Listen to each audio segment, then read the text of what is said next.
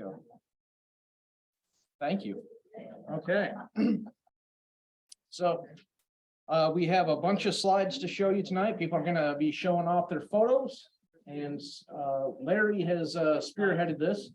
And of course, he's run away on me. So we have, if you come up here to speak, we have this nice little gadget with arrows on it for you to navigate your slideshow, or feel free to use the mouse on the screen there. And our first presenter is going to be Jackie Beck. Is Jackie? Except Jackie can't make it, so Brenda's gonna. Jackie's. I'm a foot and a half shorter and about 40 pounds heavier. Okay, now it says here that you're the next presenter as well, with -12 photos to show. No, I'm gonna go backwards. You're gonna go back? Nice, okay, so. All right, where's the buttons on the doohickey? Okay, that's. There's the doohickey, and there's even a little laser pointer right there. You can just- Oh, I don't think we're gonna need that. Okay. And we'll shut off the lights up here so we get a better view. All right. So Jackie sends season's greetings and apologies for not being here. Let's see. So what are we going to turn this on? Let's turn the volume up. You mean you're using it? Yep. So. Try talking into the microphone. Hi. This isn't, hi. Great. Now I have two things to hold and my phone to read the notes. This is gonna be fun. Hey, Dan, this isn't going anywhere, by the way.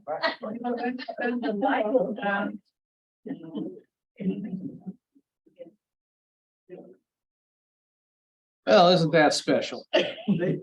Microphone's on the podium.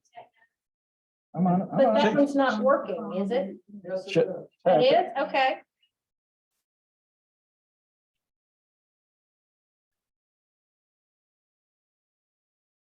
Brenda, when yours, you say, I'll let you say, when yours. When I'm done? Okay. There you go. Yeah. Thank you. All right, so Jackie and Tom had a big year. They went to Panama. And then they went to Alaska, and these are some of her photos from both of those places. Oh, so this is a red-headed barbet. Oh boy, she gave me a mountain name that I can't pronounce. Mount Totumas Cloud Forest Lodge in Panama. This is a female red-headed barbet. While the males are stronger in color with a bright red head, I found the female to have more interesting, sophisticated coloring. Isn't he gorgeous? Yeah. Now Jackie's only been taking photos for about what, 2-3 years? This is a slaty flower piercer. Look at that bill. This is from Volcan, Panama. She said, Tom and I went with Ito, one of the only guides in the Volcan area, which is west of the Baru volcano. And at the end of the day, he took us to the garden at his house. There were many birds, but the one that intrigued me most was the slaty flower piercer. It took a while to catch it sitting on a branch while it was busy piercing the flowers. Oh my God. It is a hummingbird. I will tell you its name just as soon as phonics starts working. Scintilla hummingbird from Boquete, Panama. This is probably the smallest hummingbird I've seen to date. While difficult to get its portrait, I eventually landed one. Look at that thing flashing. This is a collared redstart. And she sent me text when she got this bird. She was so excited. She said, this again is in Boquete, Panama. This adult redstart posed another photographic challenge. It flitted around the bush for a short time, long enough to get its pic. My impression was that it was just a sweet little bird.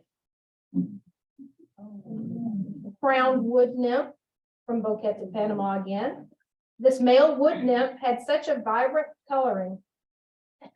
Yes, he did. Okay, we are not in a rave. Come on. We don't know what that is. This is a Morelet seed eater from Boca Chica, Panama. The guide we hired in Boquete drove the 2 hours to bird with us for 2 days in Boca Chica. While this might not be a birder's paradise, we saw some cool birds. My favorite was the Morlet's seed eater.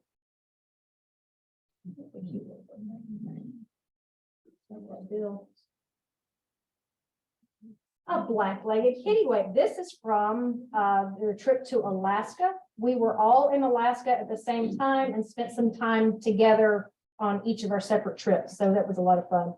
This is in Seward, and this is at the mud flats in Seward. It was low tide and the fish were eating in the shallow water. We got to watch them fish and fight over who got to keep the catch. Again in Seward, Alaska, she had a varied thrush. On a hike on Resurrection Trail one morning, we kept seeing the stomach of a varied thrush that was high in the towering conifers, but not enough of it for an ID. Then Brenda and Jerry kept seeing one morning in Two Lakes Park, but when we joined them, no thrush. After some effort, we decided to leave, and while walking to the car, we saw it on the lawn of the elementary school grounds. Sometimes you just have to stop looking. So then we all boarded a plane and went to Nome, Alaska, which was such a cool experience. And on our first day out, we had a willow ptarmigan standing in the middle of the road. We got him again a few days later in a willow tree, but that was not an easy picture to get. He was not posing nice. Then we got to play with the blue throat. We walked up a icy, snowy bank. And the guys that were with us were Alaska residents, and they kept saying, you got to watch for muskoxen, you got to watch for moose, you got to watch for bear. So it was about every step we were looking around and trying to set. But the blue throat was a bird that we went hoping to get, but not expecting to get. And then along Cougar Road, it was like they were every 3 miles, and they were singing and displaying, and it was just such a special. It was a really special time. We had a good time together chasing this bird. Or not really chasing it. We stood still and it came to us. Okay, and this is a Townsend's warbler. Jackie and Tom had more time in Alaska, so they went on to Juneau, Alaska. And this is at a trail near the Mendenhall Glacier. This Townsend's warbler seemed to be following us on the hike. What a stunning bird. Yep. Wow. We had them singing in Seward, but I never got looks like that. So in Juneau again, she has the Wilson's Phalarope. The last part of our Alaskan trip, Tom and I went to Juneau, which is the farthest most rainforest in the North America. While beginning a hike near the airport, a guy with a big camera was following us. We stopped and asked what bird he was hoping for. He said a Wilson's Phalarope was reported the day before. This was a rare bird for this area, usually doesn't come that far north. So we walked together and found it. Spent time talking with him and taking shots of the Phalarope. Do you see the bug? Wow. All right, that was the end of Jackie's photos. Now it's my turn. So I'm starting last December.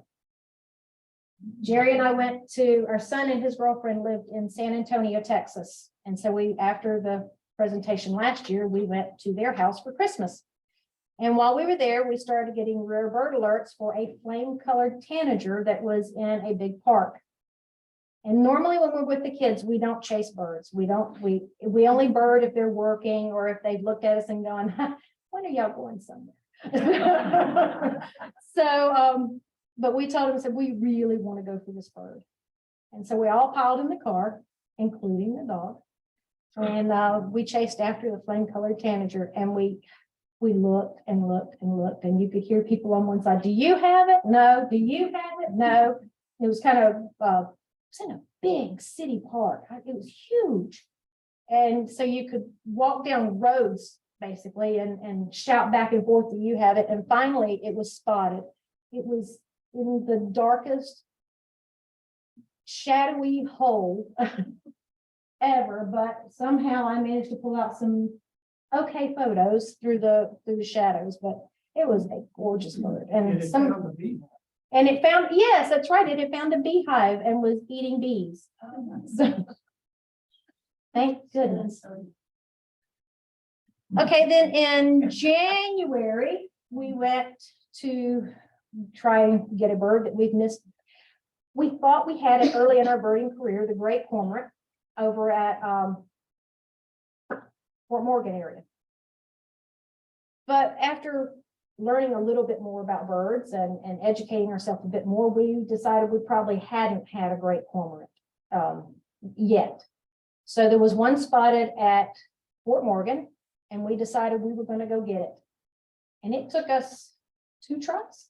We thought we had it the first trip and didn't. We thought we had it the first trip and came home and looked at photos and did not have it. So we went back, and y'all, Jerry does not like driving to Fort Morgan. Not at all. So it took a lot of, we'll just say wheedling. But we went back and we got it this time. And I've got at least 100 photos of that look just like that one. I don't know why. So then in February, we went to we went to UWF. And when we're at UWF, we always, in wintertime, we always hear the cedar waxwings. But they're usually in the tops of the pines. I know Perry's been lucky enough to have them down eating berries, but I've never been. And we're driving down the road, going to our favorite spot to start birding. And hundreds of cedar waxwings were flying from the tops of the pines down to the holly bushes in the dorm parking area, and then back to the pines, and then back to the holly bushes. It was so spectacular. One of our members had told me that she had never really gotten good looks at a cedar waxwing. So I called her at 8 o'clock on Sunday morning and said, "You've got to come here." And of course, by the time she got there, they were gone. But, but it was, I decided to show y'all not necessarily my best photos, but some of the most memorable moments we've had for the year. And so that's why that less than stellar, but very busy photo is in there. Then Jackie and I decided if we were going to Alaska, we had to spend some time perfecting our water bird photography. It's a little bit different, and we were going to be on a boat for 1 full day. And so we knew we needed to get some practice in. So we met at Florida Town Park to play with the gulls one morning. And while we were there, we watched the laughing gulls play with all of the human not remains, all of the human, what do you call it? Debris, detritus. At one point they had I have a picture of them with a shell casing. This golf ball was the premium gift. If you had the golf ball, you had the prize. It was dropped from many heights. It was so much fun watching them play with all of the stuff they were finding. Of course, it wasn't good for them. It's bad that all this stuff is in their water, but they were having a blast.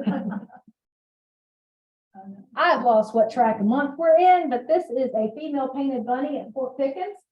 We were walking the trail at the bridge at the main fort. And I looked up, and it was like there was a leaf out of place. And this is why you always carry binoculars. And so I put the binoculars up and told Jerry, I said, "I think I've got it." And about that time, he's like, "There's a painted bunny." And so it's such a beautiful little bird. I think we overlook how pretty the female is because the male is just so stunning. But she is quite a looker in her own right. And then this is probably measured. No, we're further along. But anyway, Jerry and I are fortunate enough to do birding surveys at his former company's wetland project, at International Paper's wetland project. And we have watched this place we've birded this place for about 10 to 12 years now and watched it grow, and the birds are loving it. And 2 years ago, we had what we thought was a rookery coming in. And then, yes, last year we were pretty sure we had a rookery coming in. And this year, there is no doubt there's a massive rookery out there. We've got cattle egret, little blue herons, snowy egrets, great egrets, white ibis. It's been fun watching this, but this was nest building season for the cattle egrets. And they would fly into the woods that were on the left side of the road, and they would pull and pull and pull and pull and pull, and they finally get limbs free, and they fly it back to the nest. And I can only imagine, I don't know if you can see, but this limb goes way down here and way back there. And I can only imagine her face when he brought that to the nest. What am I supposed to do with this? He was very proud. He worked hard. And watching him try to fly with that, because if you look at it's even, okay, I'm gonna play with it. I'm not mashing the button, I don't know what it is.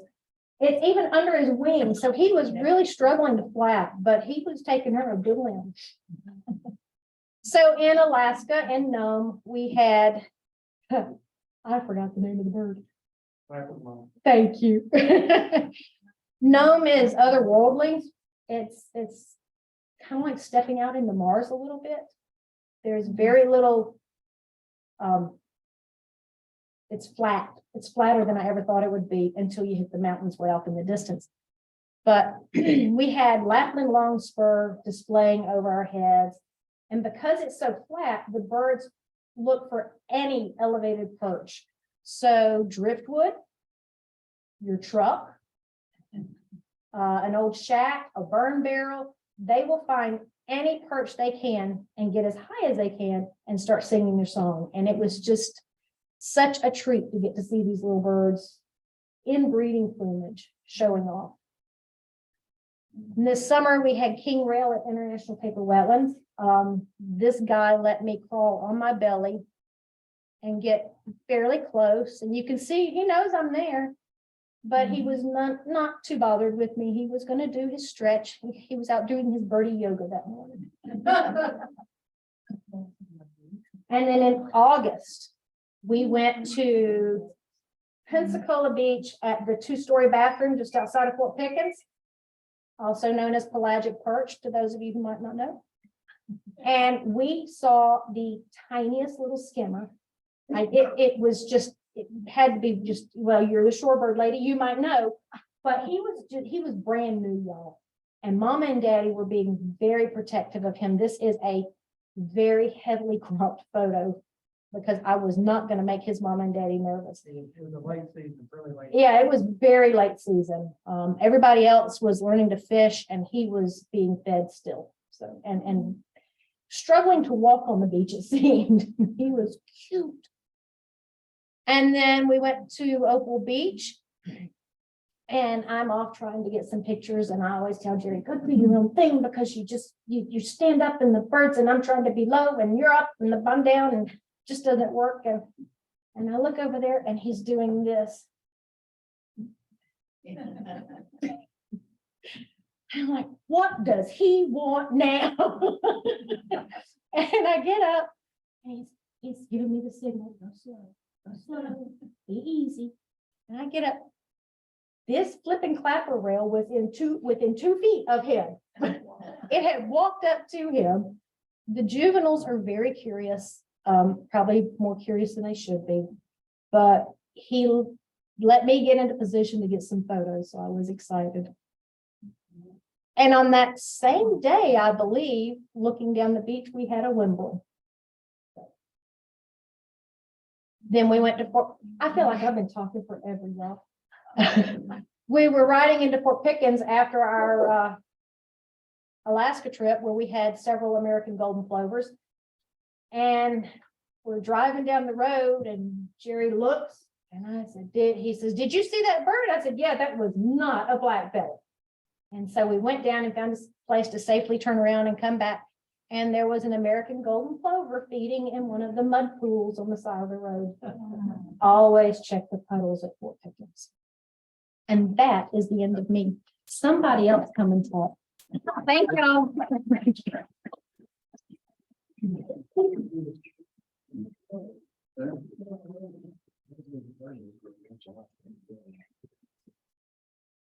For our visitors, let me tell you something about what we're doing. Can't hear you, Larry.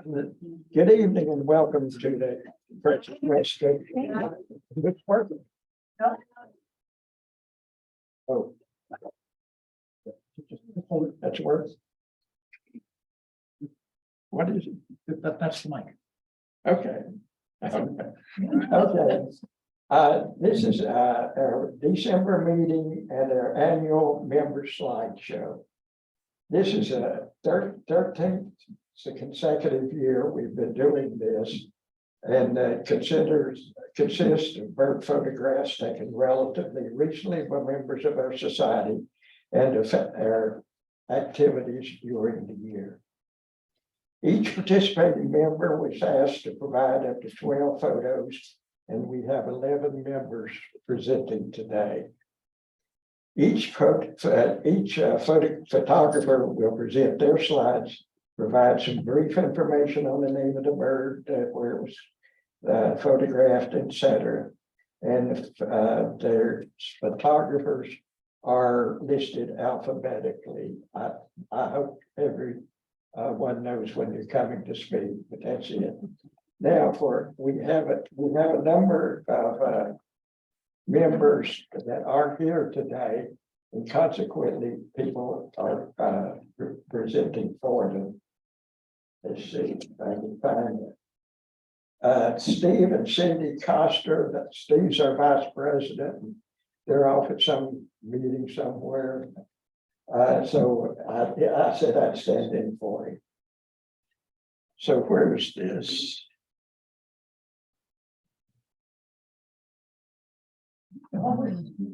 This is the Cooper's Hawk feasting on an eastern wood rat. This photograph was taken in Steve's backyard in January of 2022.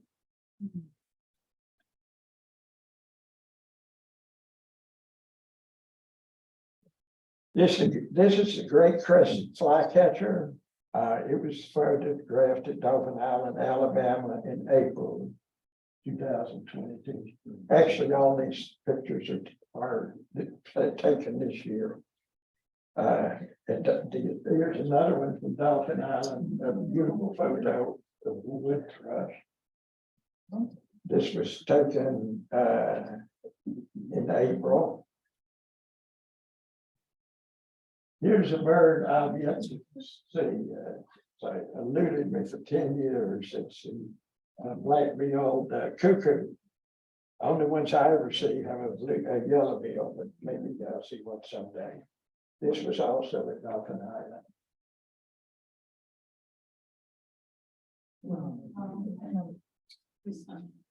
This is two adult black-bellied whistling ducks. The ones with the orange beaks, and that's a litter. Well, not a lid. Litter. Is it a brood when you're talking about chickens and stuff? They're young. It sounds like, but they're almost adults. Their bills would turn orange or pink when you become adults. And this was a roadside pond in Alberta, Alabama, in October. And this is an osprey taking off. Some Omarosa Ponds, Fort Walton, November 12, 2022. And there's next speaker is Perry Doggerel. He's got some beautiful photos for you.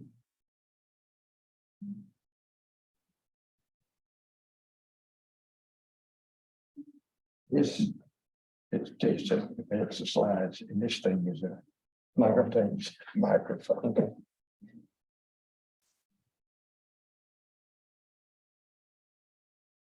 Okay.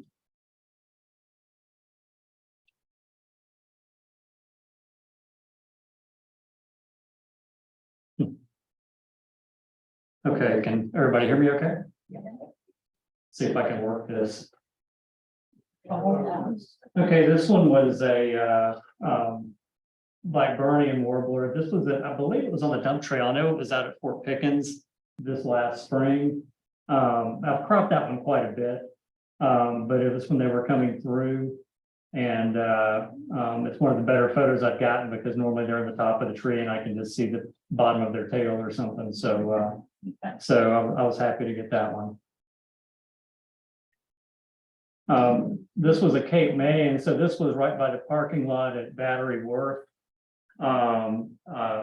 Maybe 20 feet from the parking lot. And it was interesting because there were other people out that day taking photos. There were a bunch of these there during migration. And usually you'll see one or two photographers, but that day there were several people out taking pictures and they were ignoring us, the birds were. They were just feeding in the plants there. So a lot of good chances to take some photos of them. This one was a redpoll. I was working back in March up in Duluth, Minnesota, and I had never seen one of these before, so I got on eBird to see because I didn't know if there were even any birds up there or not that time of year. And I found a local park on eBird, and not only this, but there were like kingfishers. I can't remember all the birds, but I mean, I think I saw 15 different birds in the snow, and I was shocked that there were that many. And that cold, I mean, that day it was like 30 or something. It wasn't crazy cold, but I just didn't realize there were that many hanging out in the winter up in Minnesota. So that was kind of cool to see. These next few were all taken. I was working in Hawaii back in October, I guess it was. And so I got to see several different birds there on this trip. None of these are indigenous to Hawaii. They've all been imported from other places, but anyway, they're all tropical looking birds and they're really cool to see and take photos. This is a common waxbill, real small bird, but they're in some of the street areas they're pretty common. This one was taken at the, I believe they pronounce it Leone Arboretum. It's part of the University of Hawaii, just north of Honolulu. And I'm not a plant person, but it's worth going just to see all the plants. There's lots of birds there, of course, too. So it's a good place to visit if you want to see some tropical birds in Hawaii that aren't native to Hawaii. This is a Java sparrow. So this is kind of funny. I'd never seen one of these either, and they're not native to Hawaii. But on my way to work one morning, I saw like a small flock of them on the side of the road, and it was too busy to stop. So when I got to work, I got out of eBird again and started looking to see where they had been reported. And so there was another botanical garden in Honolulu itself. I'm drawing a blank what the name is, but anyway, they'd been spotted there. So I went there and looked all around, and I never saw them, and I was about to give up for the day, and all of a sudden there they were. So real colorful, kind of a striking bird. So I was glad that I, stuck it out for 5 more minutes to be able to see it. This is a red-crested cardinal. They're all over Hawaii.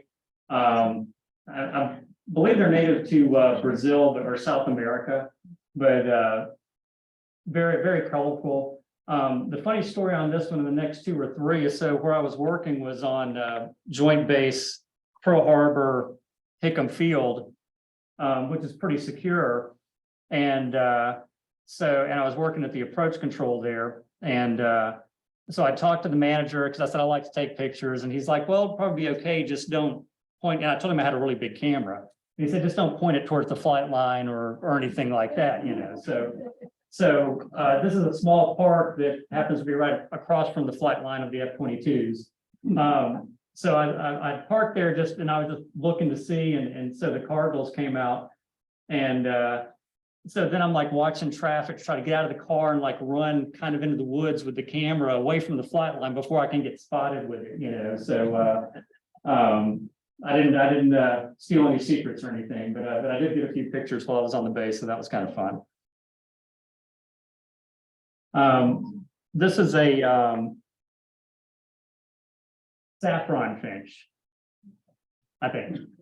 And so these were all, they're a mated pair actually at the approach control. And even some of the controllers were commented on them when they heard I was into birds, they told me about it. And sure enough, I was taking a break outside and they flew up in the grassy little lawn there. And I watched them for 2 or 3 days and they were actually building a nest. So that was kind of fun because I'd see them grab their nesting materials, go to one of the palm trees and keep coming back. But that was kind of cool to see as well. Just real colorful, bright yellow with almost like an orange tint on their head. So that was another one that I hadn't seen. I'm drawing a blank. I think it's a common white eye. Does that sound right? This was at a botanical garden again. I'd seen these at the park across from the flight line, but I couldn't get a photo of it. And I didn't even know what it was at the time, and apparently still don't.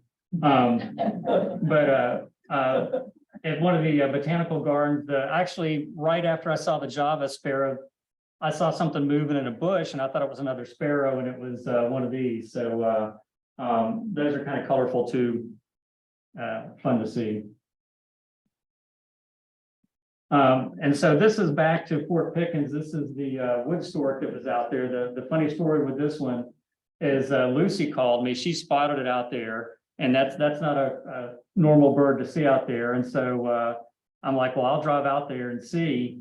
And it takes me about an hour after I get my camera in the car to get out to the park. And sure enough, he's still sitting on the tree there. I'd never seen one of those out there before, so I was glad she called me, and I was even gladder that it actually stuck around long enough for me to make it out there. I think that's it. Oh, no, that's a yellow-fronted. No, I don't think so. Hold on. We'll go back to the cell phone. Yellow-fronted canary. And so again, this was at Hawaii. This was at the same little park that was across from the flight line, but I was in the trees, so I had good cover. But again, another colorful tropical bird, not native to Hawaii, but they're considered, locals now, kind of like the Munias are here, because they've been there for so long. So anyway, that is the end.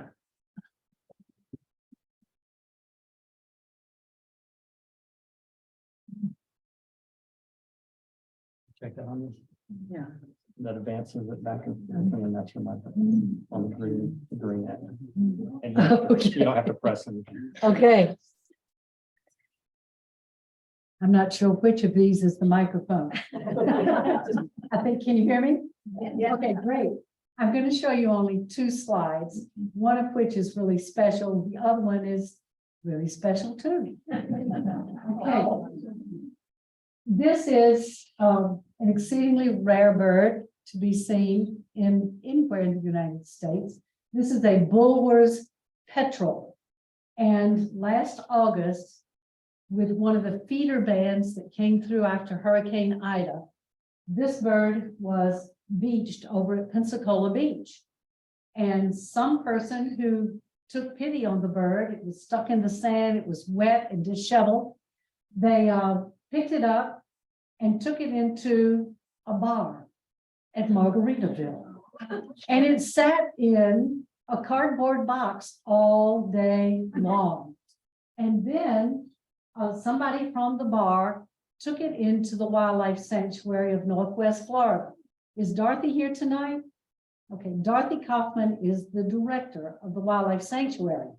And Dorothy looked at it, and she's dealt with petrels, storm petrels before.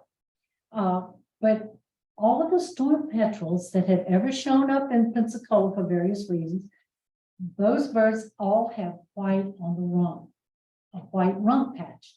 So she calls me on the phone and she said, Lucy, I need help. She said, I've got a petrel that doesn't have a white rump. And Bob and I freaked out. I threw my camera in the car and I grabbed some calipers and some measuring things and all that stuff. And we dashed across the Bay Bridge to the wildlife sanctuary, where we found Dorothy with this bird. Now, a storm petrel that we were expecting to see is only about this long, like this. This thing was much larger. And so the petrels are members of the Procellariformes. And you might notice up there at the base of the bill, you might notice a little bulge. These birds drink seawater. And so they have to get rid of all of the salt. And so they have a special, on the Procellariformes, the nares, the nasal passage actually combines, and they have one tube that goes out.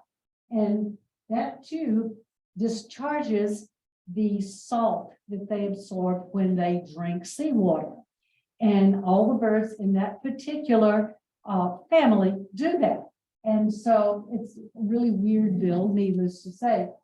And the curious thing about this, most of these Procellariformes discharge the salt, just letting it dribble out of the base of the bill there from those nares. This one doesn't. He blows it out. And so at any rate, this is the only documented bird of this species ever to have been found in Florida waters or in the Gulf of Mexico. The bulrus petrel breeds in the Azores and the Canary Islands. And there's also a breeding population off of Asia, and another population, a very small one, in near India. And so at any rate, it's a very rare bird. Now in 1964, a birder thought that he might have seen one off of between Key West and the Tri-Tortugas. No picture, no documentation or anything, but just a verbal description. And then in 1989, another birder thought that he saw one off of the coast of Jacksonville out by the Gulf Stream. But that also was not documented. So it was really special that we were able to document this species for the state of Florida. It's one of the few that has shown up on the western side of the Atlantic, and it's a pretty cool bird. The best part of it is that Dorothy and her staff took care of this bird and fed it, and it gained some weight, and it was grossly underweight when it went into the sanctuary, and it gained weight. And she called me about 5 days later, and she said, "This bird is going crazy to get out of this place and fly." So we called Ann Forster, and we went over to Ann Forster's house, and Ann lives at the mouth of Davenport Bayou, right there close to the pass to the Gulf. And Dorothy showed up with it in a carrying cage, and she took it out and she heaved it up into the sky, and off it went. It flew up in great circles. It went up really, really high. Now, this is a bird that rarely gets more than 1.5 meters off of the surface of the ocean, but it went way the heck up there. I think it may have just been looking to figure out where the heck he was. What were these trees, these pine trees? I had no clue what they were. Well, then it took off and headed towards the Gulf, and it dipped down at a 45-degree angle. It hit the water, and I thought, oh my God, he's dead. I was about to say, Ann, get the rowboat, here we go. But it touched the water and then took off again, gained a little bit of altitude, and straight out to the Gulf, and it was gone, never to be seen again here. So that is the bulrus petrel, and it's a pretty exciting bird to have shown up here in Pensacola. And the next picture that I have for you shows you a group of rare birds. And just last week, we took a field trip over to the St. Mark's area in Wakulla Springs. And this is the group who went with us. We saw 124 different species of birds on that trip. And we had a grand time. We saw manatees, about maybe, how many do you think we saw? Let's see, at least 12, I think. And saw a good number of manatees. Had a grand time, ate a lot of good seafood. We try to do that field trip every year in either December or January. So you might remember that. and join us at some future point. That's all.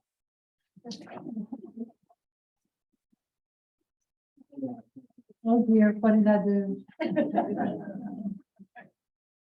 I don't know what to do. Okay, thanks, Dan. Yep. All right. Oh, let's see. There we go. There you go.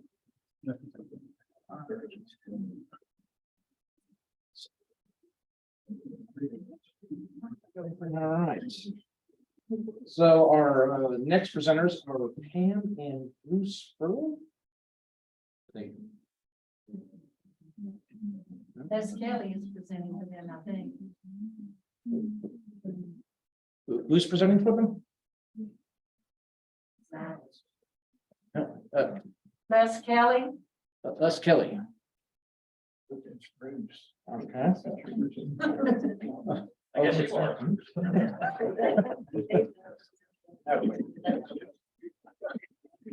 All right. By the way, I'm just a tech guy here, so I have no idea what's going on.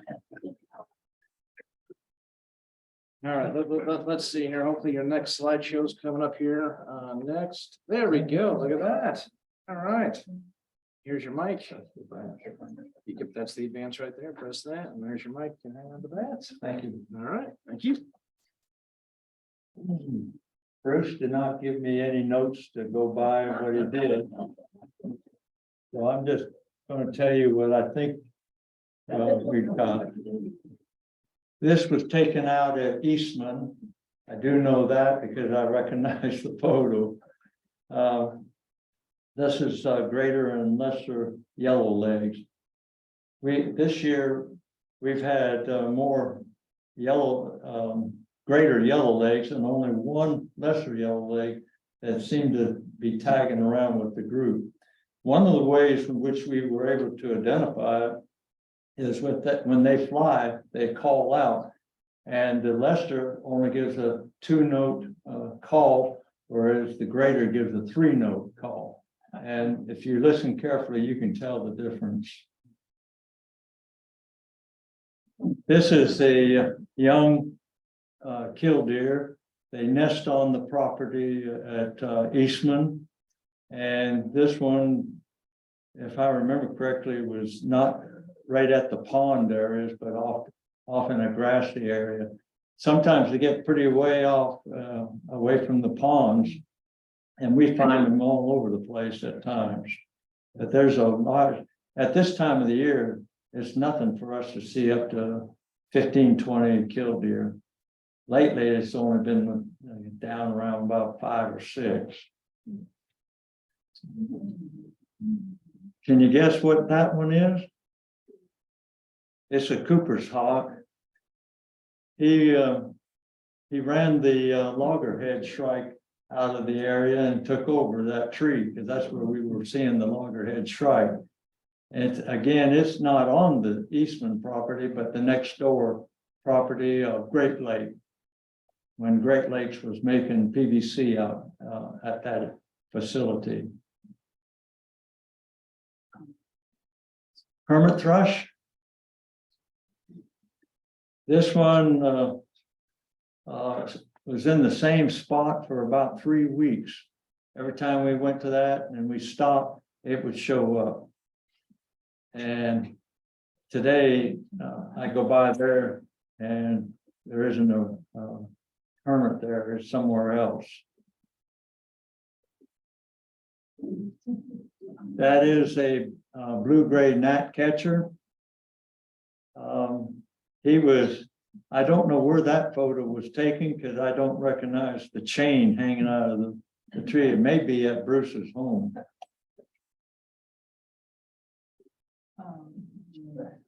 This one should be recognized as the brown thrasher. And I know this one is at his place up in Birmingham. We saw lots of yellow warblers this year out at Eastman. They were scattered around the whole facility, at least in the wooded areas. And we tend to find a lot of them in one general area, and we're usually right. If we try it there, we'll find them. And they like that particular area where it's got a lot of pine trees, the sand pines and cypress trees. It's where the insects get locked into the trees and they can find those insects.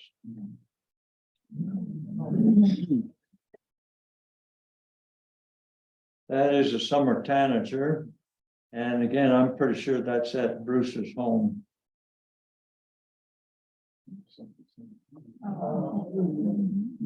Towies are in abundance at Eastman. And this one showed up, sat there, and Bruce was able to get a good photo of it.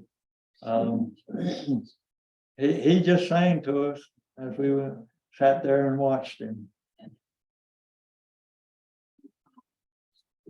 Blue grosbeak. Blue grosbeaks nest at Eastman, and just about the last 5 years, we've been finding at least one of the two pair nesting out there. And then the rose-breasted grosbeak, and again, that has to be at his home. That is not out at Eastman.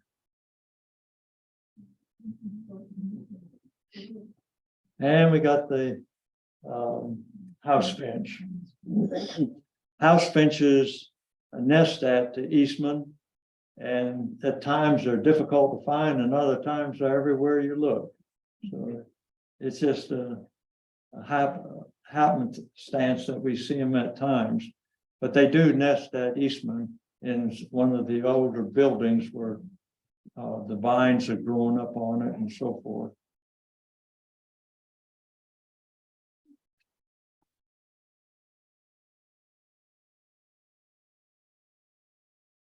Thank you, Larry. There's the mic, and there's the slide.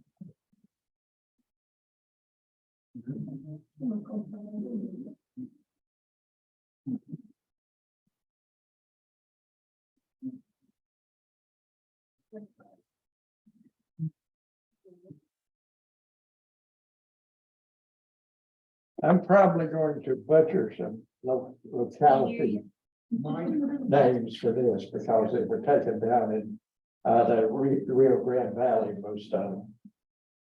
But everyone out here is probably saying that green is great.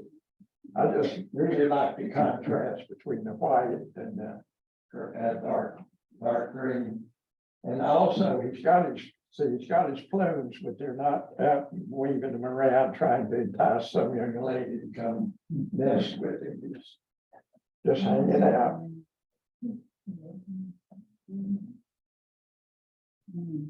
This is the white mark of the reddish egret. It will not change into a reddish egret, but the one thing that stays constant in a reddish egret is a big color. It's as a youngster or an old one, it's got two different colors too. The tip will be dark.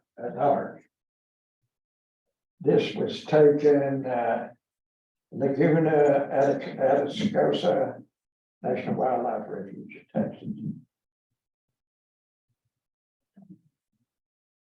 That's the only sparrow I ever saw like it was that color. It's an olive sparrow. I wish I could gotten more photos of it, but it would hold still. This was Atascosa National Wildlife Refuge in Texas. This is the Altamira Oriole, taken at Santa Ana National Wildlife Refuge in Texas. And it was in February.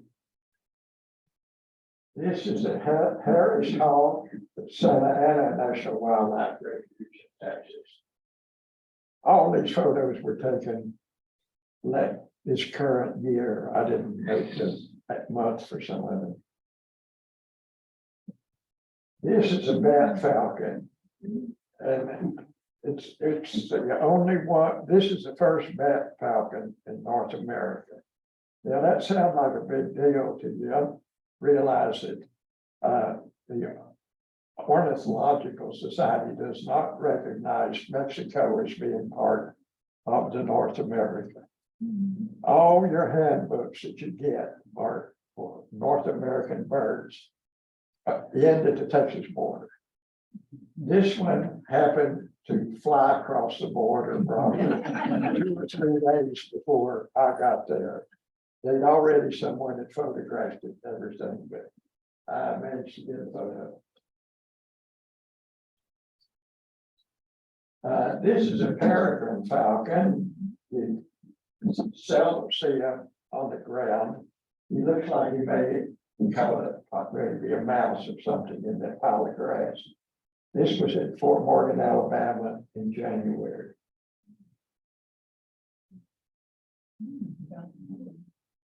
This is a great Saladino Wildlife Reserve in Texas. Actually, they're all over the place down there.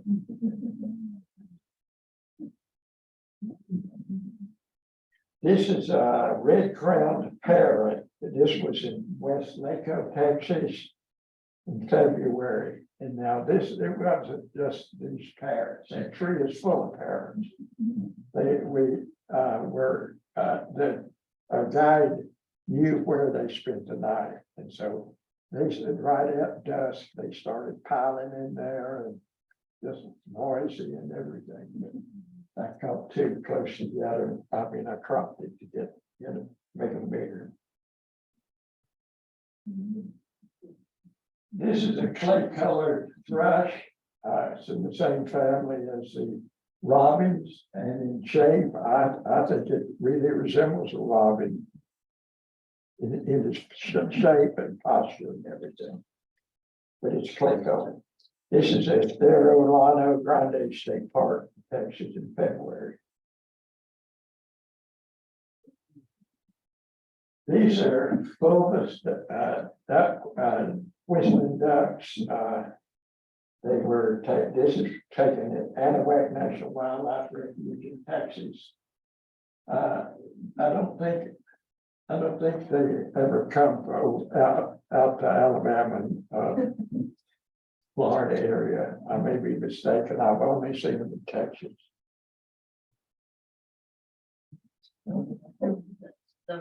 Anybody know who that is?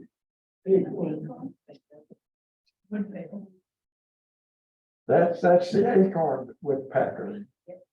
The one that pecks holes in the tree and then stuffs the acorn in there. And that's his granary. He's stashing acorns for the winter. Although he wasn't stashing this was in Ash Canyon Bird Sanctuary in Hereford, Arizona. $.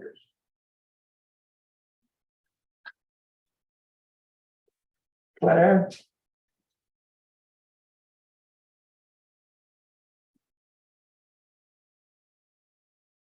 Right. Which one do I talk to? This is just advances the flag. And this is the microphone. Hello, this is my first live meeting with this group. I took the birding class back when it was first virtual classes, and I've been seeing you around ever since, virtually. Anyway, so I haven't been doing photographs very well, but this one I'm on the island, so Morgan Park is very close for me. And these guys nest every year in spite of the road building and everything. So you've got these full-blown snow egrets and fussing and fighting around. And lower down, you have the green heron, and they seem to have a pair each year. And they make very strange sounds as they hide around going, are you gonna leave? Are you gonna leave? Go away. He wouldn't show me his beautiful back, but he did show me his pretty golden eye. And I did most of these photographs in April, so it was spring, and this is a brown thrasher who had caught a bug. He was very pleased with himself. This is the sound side. And also at sound side was the snowy egret. I like them. I see lots of them. This one was showing off and doing ballet in the water. And, but you have to have the yellow foot. It's not a snowy egret without the yellow foot. And thanks to Michael Borman, this is actually his tree. And he said, no, they're not here, they're not here. And then suddenly there were cedar waxwings. The whole tree was covered up with them. But I tried to get it where they was chowing down. And then they just go, poof, and they all go off to the next tree, wherever. But I love the band. I loved actually getting the wingtip. So that showed that they were waxwings. Most of you know that I signed on Eagle Watch. Thanks for that, Lucy. And this was at Nature's Cove. It was a real problem nest because they had a full development going in, and we fought last year to slow down the building so they would get on with getting the birds big enough, the eaglets big enough, and they did. Those are the eaglets. They haven't flown yet, but they're about to. And they're obviously looking. They're not nice nest mates. They fight with each other. There's a pecking order and all that, but they do. As soon as this one flew, the other one started doing all the exercise, and he got going next. This was its down side, and I misidentified the bird, but it is a merlin looking down at a blue jay. The blue jay came in on the merlin to run him off. In reality, they both flew off in different directions, but it looks quite shocking to that moment. And from the dump trail down in Fort Pickens, there are a lot of osprey nests if you walk down the dump trails, you know that. But this one was particularly fabulous because they were sticking this nest up there on this dead stump, and I guess they fledged, but it looked really precarious. And this was my first time to see a bobolink. This was actually in April, and it was off of Fort Pickens near the footpath where the little goes over the bridge. I heard it before I saw it, and then I said, "What is that?" So I had to look it up. And this little eastern towhee was facing the dawn, and the Langdon Trail, you know, where they park, was just facing off to the dawn and singing and singing and singing. This was from our balcony. So we enjoy watching the osprey come in and fish. But this one grabbed a nice looking, look like we think it must be what? Pompano. And they grab them up and they carefully turn them so they're aerodynamically good. And they grab it and they fly it on through. But that was the most impressive one I've ever seen because he was close enough. I've seen him with bigger fish that kind of like can't get altitude. And this is my last one. This was actually at Fort Pickens again. So it's a blue herring, and he had a fish that somebody obviously thrown off the Fort Pickens pier, not kept the fish. It's a big angelfish looking thing. It doesn't look as big as it is. And he kept trying to eat it. It's 5 times the size of his head. He finally had to abandon it. But I love the look of him looking through his wing at us going. Thank you.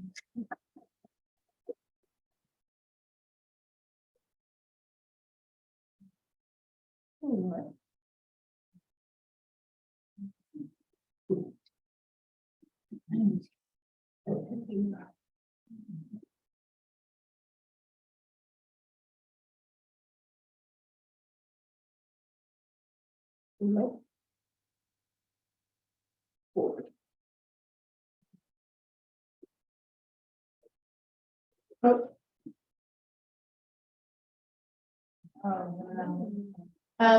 This was on a field trip to Gulf State Park with the Duncans, and this is a group of American coots on Lake Shelby, and they were all spooked because an eagle had just flown over. This is also Gulf State Park on the same field trip. This is a common golden eye, and later this year I got to see the same duck in Alaska, so that was pretty cool to see it here first. This is my backyard, ruby-throated hummingbird, and anyhow, I love seeing them. This is right outside our kitchen. This was far. This is in Alaska. This was in Anchorage.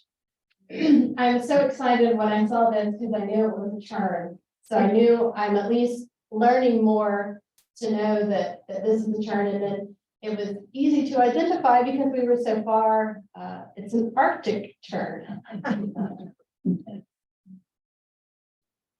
This is in Denali at the Nenana River. Is that right, Thomas? Right when I saw this bird or this duck, I was excited because I'd never seen anything like it before. This is a harlequin duck.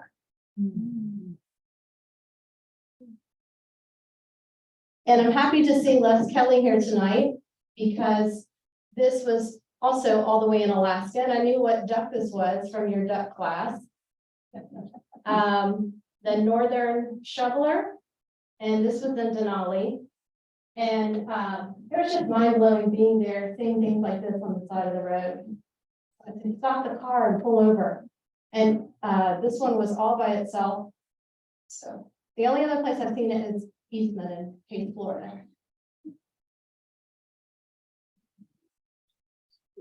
This was also in Anchorage. This is a tree swallow. These things were super tame. You can see how close it was. It didn't budge. So, but they had little houses up, so they were living there.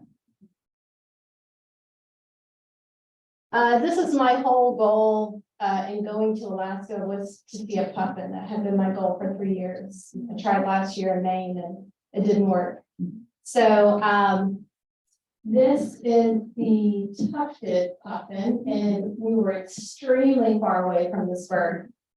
And anyhow, I realized the photos out of focus, but it was just mind blowing to finally see one. And this is, I got to see not one, but 2 species. This is the horn puffin, and this was in the Keenwa Fjords, going out near the Gulf of Alaska. So as soon as I saw this, I was mind blown and realized that I was getting seasick. So I'm happy I at least got this photo first before the ginger juice. This was in Seward, and the only reason I saw this bird was from Brenda and Jerry Calloway. Gave me lots of tips before I went, and we were in Seward, and they said, you need to go behind the school and walk a little bit, and we did. And this is the berry thrush. And what was it, Thomas? What did you say? We walked 50 feet and it just landed? Yeah. And that was 2 weeks after they left. So great directions. I told you to go see. And this is the other one she told me to look for, and it landed probably 5 minutes later. The American Dipper, having breakfast. And this is in Seward, Alaska. This is in Gulf Breeze at the Soundside Foundation Preserve. Michael Brower's led bird walk there, and this is a great horned owl, and I had never seen one, and I didn't realize this is the only photo I was going to take that was actually looking at me. So all the others, it was not.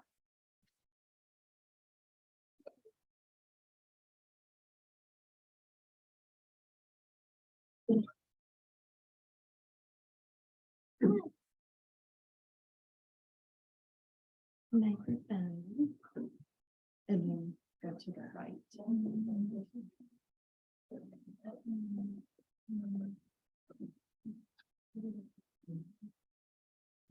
Hi everyone, I'm Joelle, and we go as a family a lot to Fort Pickens, especially for the sunsets and birds.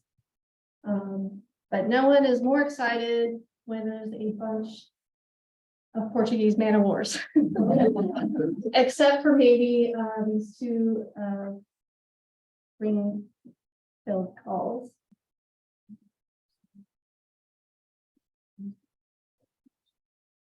Sorry, I was just distracted because the photo wasn't in focus. Let me see. The ring-billed gulls, several of them I noticed eating the Portuguese man birds there on the beach. So that was pretty fascinating.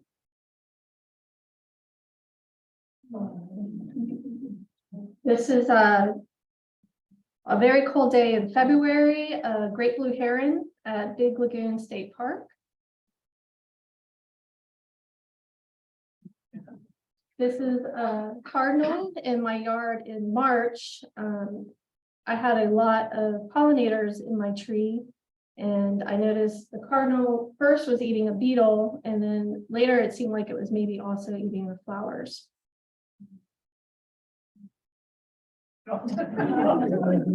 This is Innerarity Point. I was driving from a friend's house, and suddenly there's these two black whistling ducks up on the telephone line.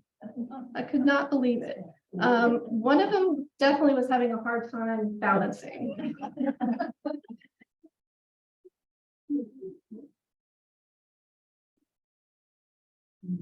And Osprey was doing a double take at Fort Pickens in May.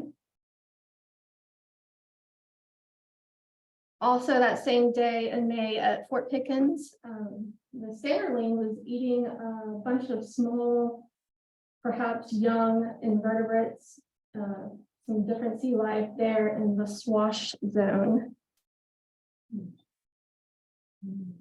And this is a Mississippi kite in June. It was taken at my house, and it's kind of hard to tell, but he was actually eating a cicada.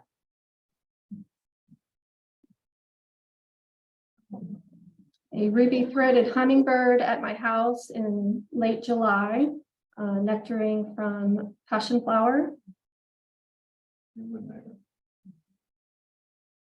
This is my daughter's favorite picture of a willet at Fort Pickens. It had meticulously worked to remove all the legs from the crab before successfully finally eating it. A loggerhead shrike at Fort Pickens in October. I have a neighbor that during the summer often has a bunch of lubber grasshoppers, if you've ever seen them. They're large. Apparently loggerhead shrike is known to be the only bird to eat them. This particular day though, at Fort Pickens, it was eating just a grasshopper. And this is a yellow-crowned night heron. It was at Fort Pickens, and I just love this picture because it was stalking around in the dunes, and it was a very Jurassic type moment. And this is at Shoreline Park in early December. If you haven't been there, you really got to go. It's got great birds, some trails, and a new boardwalk.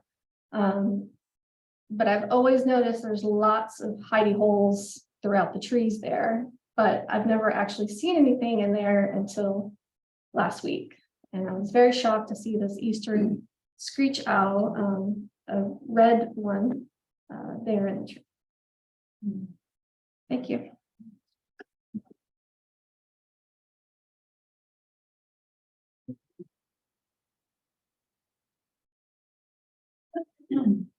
I'm not Tom.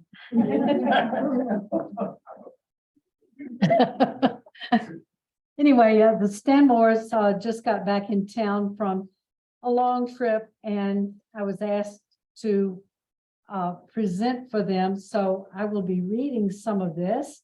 Now I have the mic, that might be better. So I'll juggle everything here. Okay, here they are. They've got a yellow-bellied sapsucker. The photo was taken in March when they visited the home of Michael and Eva Jordan in Foley, Alabama. Now, some of you have been to their house in Foley, but their yard is full of plants for birds and hummingbirds in particular, and they do welcome people to come. They typically have various hummingbirds during the winter, and they have orioles and all kinds of wonderful birds. If you subscribe to eBird, you can see what's going on in Baldwin County. And when they have a bird that is of interest to you, you can touch base with them, and they welcome people to come by and see the birds that are there. The next photo here, in March, well, wait a minute, did I skip one?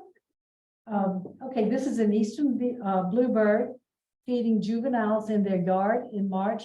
They live on Innerarity Point, not too far from Marcy.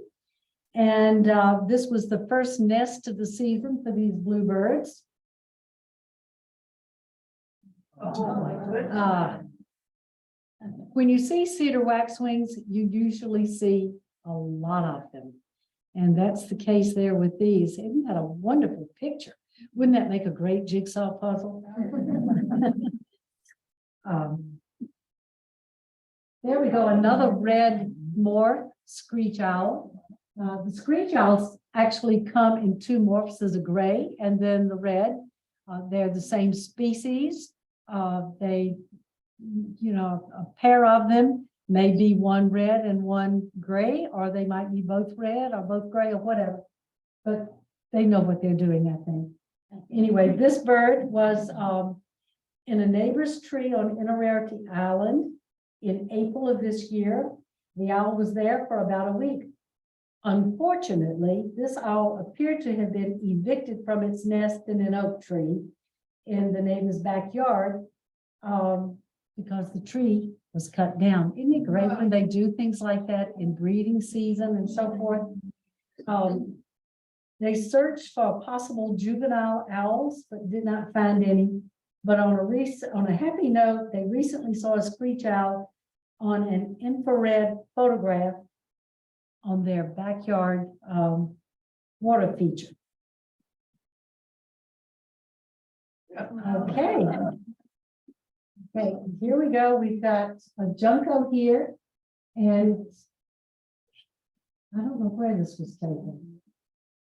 They don't breed here, so I don't know where they took that. This is out of order from their list that I have here. Oh, wait a minute. There it is.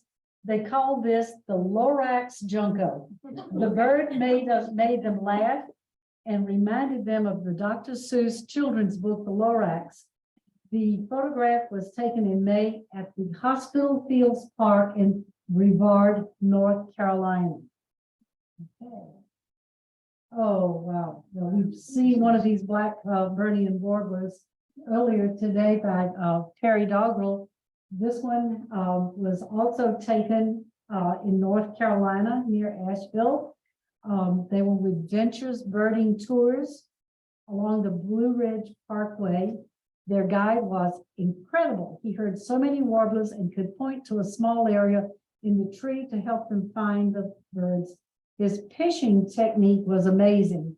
This black Burnian came to branches within about 20 feet of their small group. Here we go with a beautiful eastern towhee, also taken in Brevard, North Carolina at Hospital Fields Park.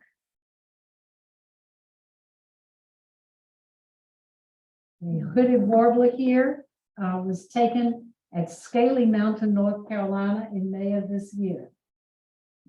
That's a beautiful bird. Oh my. This is an eastern bluebird taken in September in their backyard. Tom writes, Karen and I were looking for some other birds and then turned around to see this wonderful bluebird male on a feeder about 20 feet from us. The lighting was perfect. I wish I knew why the background bouquet is so dark on such a sunny day. I love the effect and would like to learn how to capture that at will. Okay. Oh, wow. This is Swainson's thrush. It was taken in September at their backyard water feature. The thrush was a frequent visitor for almost 2 weeks. I have to add this. The Stanmores visited our yard and saw the water feature in our yard. And Tom and Karen said, you've got to do something like that in their yard. They did. And immediately it started attracting birds. The birds love the sound of running water and a little place to drink and bathe. So that's something that you can always count on if you provide it for them. Okay, back to the Blackburnian warbler. They said they've tried to find this bird for years. They knew they needed help, so back on the Blue Ridge Parkway, okay? And here we see a tufted titmouse. This is in their backyard. I wonder if this might have been in October, late October, perhaps. There's one thing that bothers me about this photograph, and I've had the same problem. One year, I put a wreath on the door at Christmas time with artificial berries. And I had the birds come and trying to take those artificial berries and go off with them. Looks like that might be happening here as well. And that's it.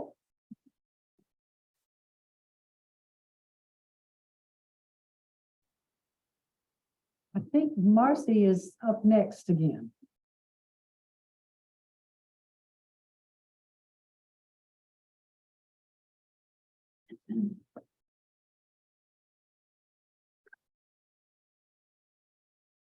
Feel free to blurt out because I don't have my list. And this is Bob and Lucy Duncan. And this was the field trip they led where we got to see the American coots. And I just took a photo of them. I think they're adorable.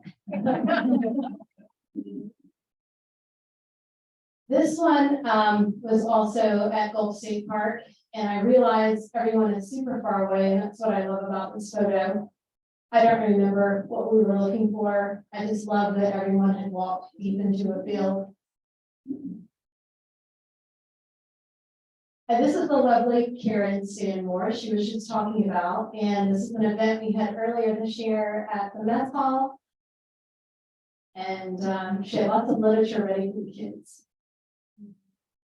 And we went there for their water off the Ducks Back Day, and this is supposed to be the preening activity with oil and water.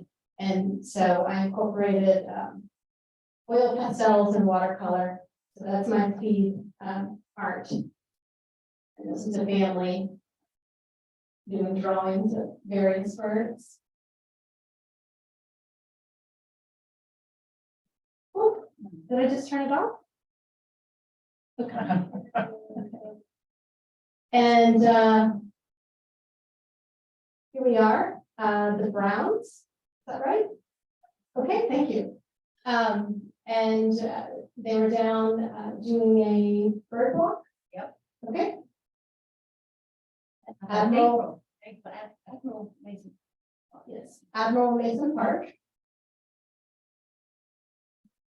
They're adorable as well.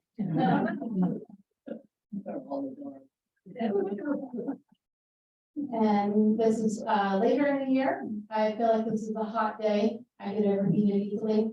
This is at Fort Pickens, and Harry Doggerel and Steve Coster leading a bird walk. And this is Steve's group getting ready to go down a trail. Here's Steve again, and this was our first birds and brews that we had in a couple of years, and we were walking towards Admiral Mason Park.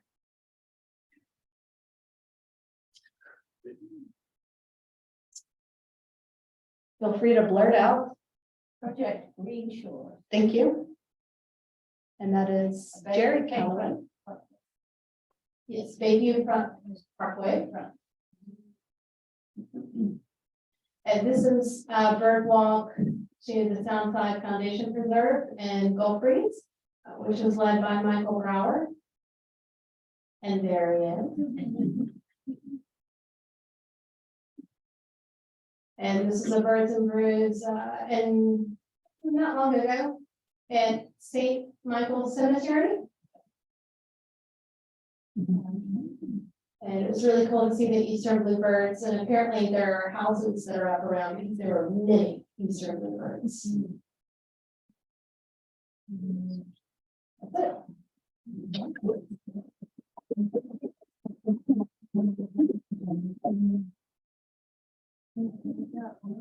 right.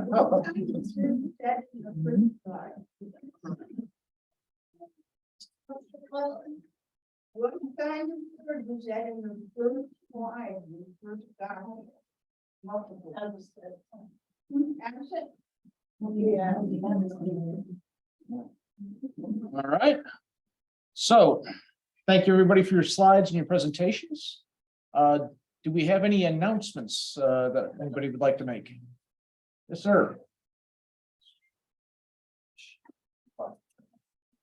Hello, sorry to butt in. It's just, I haven't been to any of the meetings in quite a while. My name is Daniel Stangland.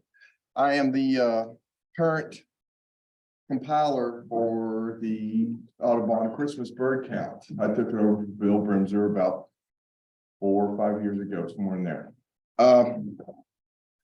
First off, Bob and Lucy's comment about the pond. Do it. It brings birds in. I did the same thing and it was the immediate relief of, meeting birds in my yard. I have got 3 areas in need of help for this year's bird Audubon count on the 17th. Mr. Alan Kanafi needs some help. Jane Crittenden back there needs another assistance. And there's an area that Les and Larry are going to cover for me for Steve Coster. If anybody's interested in helping out with Saturday's event,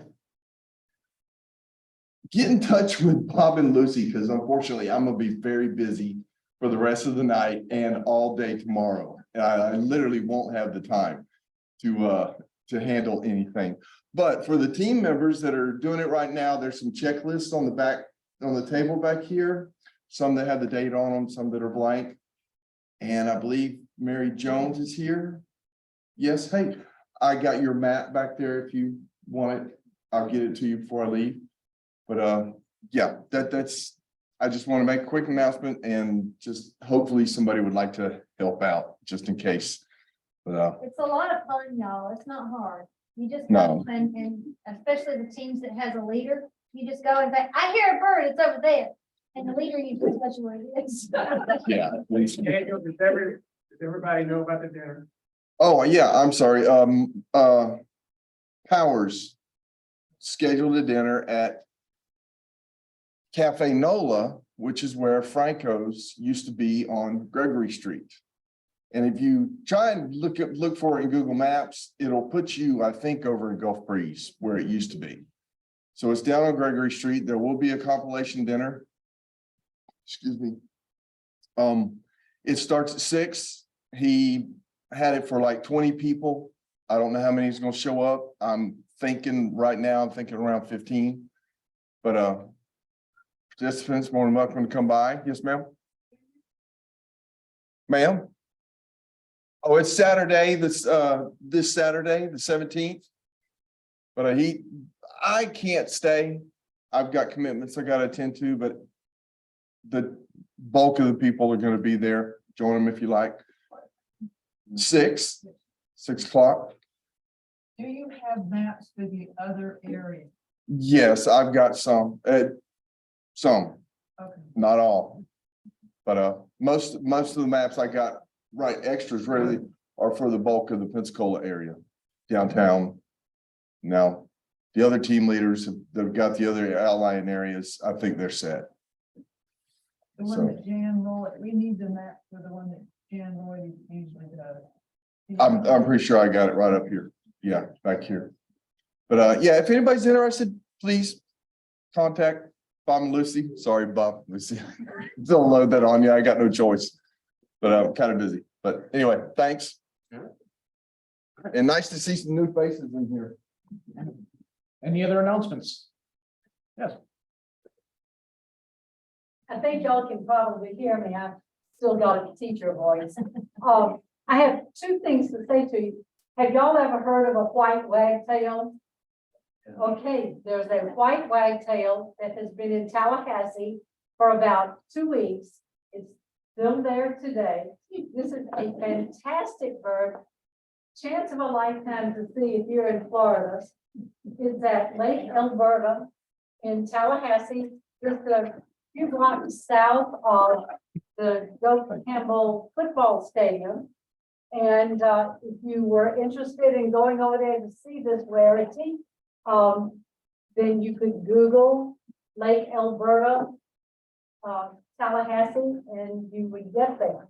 So the second thing I have to say is my printer died. And I bought a new printer, which doesn't use the same kind of ink.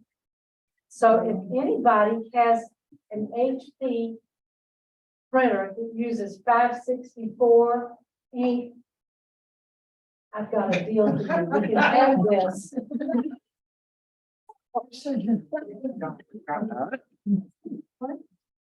Oh, when we went on the St. Mark's field trip, Bob and I and Howard and Roxanne McLeod and Cecil and Pam Brown went first to Lake Alberta, and we got the bird. And when we got down to the St. Mark's area to meet up with the rest of the group, we were also excited about having seen it. That the next morning, before the field trip and everything got going, people left the field trip. Some of them did, and they went up to Tallahassee. Somebody else went over to Bald Point. Went over to Bottoms Road to see the sunrise. And somebody else said they wanted sunrise on the refuge. It was like herding cats. We had a grand time. The bird is still there. Almost everybody on the field trip, or everybody who went to Tallahassee, did get to see it. Did you use a telescope, Lucy? No, you don't need the scope. It's nice to have it, but you don't need a scope to see that bird. It's on some little mud flats right off of a walking trail. And it was just great. It was right there. It's a beautiful bird, shaped like a mockingbird, mostly white with black markings and a long tail. All right. It's a Siberian bird, by the way. A little bit off course. All right. Any other announcements? Then I think the last order of business we have is the raffle. Well, we do have some new people here. Did anybody want to introduce themselves, say hi? I haven't been here so long. So my name is Mary Jones, but I've been around. But I wanted to let you know about inviting guests. And this is Daryl, Marie, and Audrey. And I met all of them through the sailing club that we did for Daryl Thomas. And what was interesting is that we got to meet Audrey because she works at Baltimore National Theater. And for those of you that work or are close to Gulf Islands right now, maybe never. But that's right. So that's right.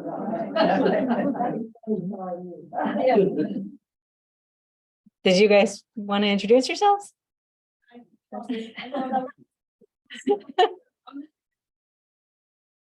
Sorry, Clovers, Wilson's Clovers, Black Simmons. So we'll get you up here to do a presentation one of these Cool. months, so. Let me start working on. Anybody else? First timers? Okay, does everybody have the little blue tickets that I gave them? I'm gonna let my super sexy husband pick the numbers, so. Where's he at? Let's see here. All right. Who's got 507033? Yay! All right, you have a winner. Is Julie, is that the? Sorry, I took the tickets with me. Oh, there's more. There's 3 of you. I want to get to the desserts. Hurry up. I know, I'm trying. Just pick 2. Okay, next one is 507045. Yay! All right.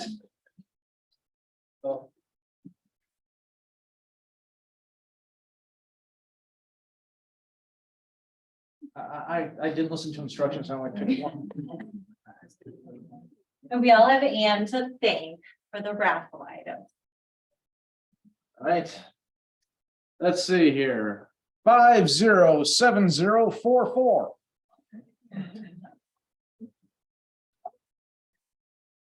What are our numbers? I've got like 30.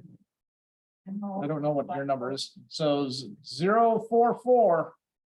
4, nobody? Nobody Okay, has 44. pick another one. How did that end up in there? I don't think that's fine. Okay. All right. Next one. 507046. There you go. Okay, everybody, that's it, right? We don't. Yep. All right. So please stick around. We've got an assortment of goodies. Meeting adjourned. That there's apple cider. Be careful when you put the thing down because it comes out really fast.